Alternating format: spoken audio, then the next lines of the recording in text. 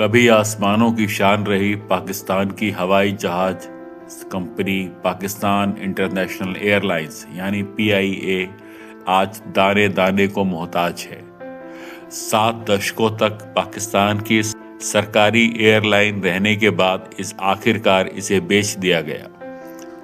लेकिन इस बिक्री ने पाकिस्तान की राजनीति में एक नया तूफान खड़ा कर दिया।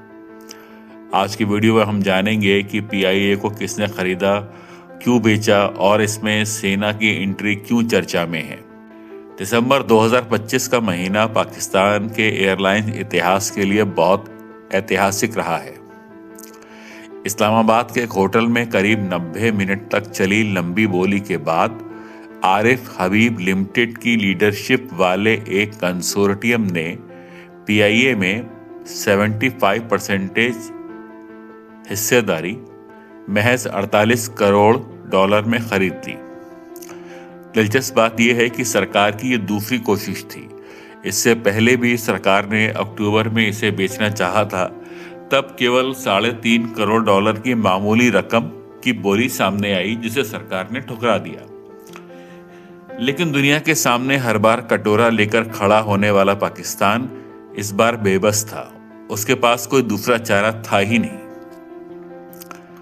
PIA की इस खरीद में कई बड़े नाम शामिल हैं। खरीदार Arif Habib group, AKD group, city schools और फातिमा फर्टिलाइजर। इन सब में सबसे ज्यादा सुर्खियां बटोरी फौजी फर्टिलाइजर कंपनी ने। जी हाँ, ये कंपनी एक सेना के मालिकाना हक वाली कंपनी है, यानी इस कंपनी की ओनरशिप सेना के पास है।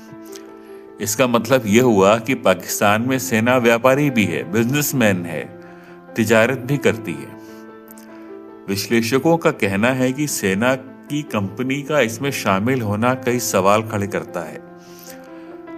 क्या PIA वाकई निजी हाथों में गई है या फिर सरकार के एक हाथ से निकलकर दूसरे हाथ में चली गई है?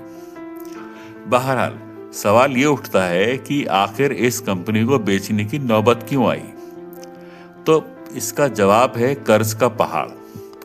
साल 2015 से लेकर 2024 के बीच PIA ने करीब 1.7 अरब डॉलर का भारी भरकम घाटा सहा।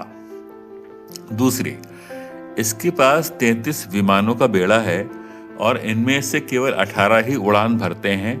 बाकी 15 तो कराची, इस्लामाबाद में धूप सेकते रहते हैं। इसके अलावा पायलटों के फर्जी लाइसेंस का विवाद हो या यूरोप ब्रिटेन के बैन, इन्हें मिलकर PIA की कमर तोड़ दी।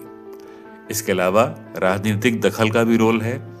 दरअसल पाकिस्तान की हर सरकार ने PIA में अपनी पसंद के लोग भरे।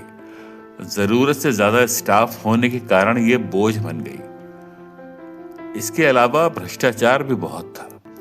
एयरलाइंस के रिसोर्सेस और स्पेयर पार्ट्स की चोरी तो मानो रोज की घटना हो।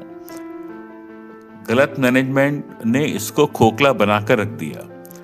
यही वजह थी कि सरकार के पास इसे बाजार में बेच देने के अलावा कोई दूसरा रास्ता था ही नहीं। तो PIA एक कहानी है, एक सबक है कि कैसे गलत फैसलों के चलते एक शानदार कंपनी को बर्बाद किया जा सकता है।